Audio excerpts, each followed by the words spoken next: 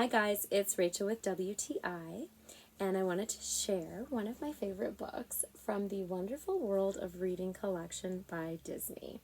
This one here is The Rescuers, so they also have a movie too as well, but this is the book version, and I love this story. This here has a hardcover on both sides. It's great, and on the inside you have all these beautiful pages with a great coloring illustration. They do make these books with thicker paper, so it's a lot better to be going through, especially for children.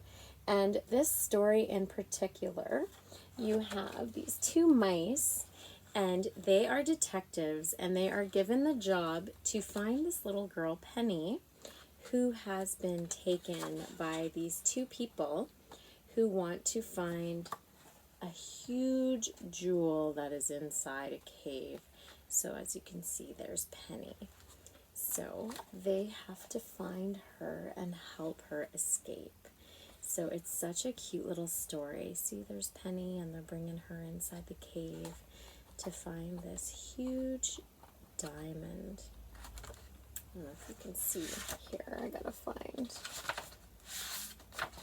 Yeah, see, she's got the jewel right there. It's such a cute little story for anybody who likes little detectives and adventure.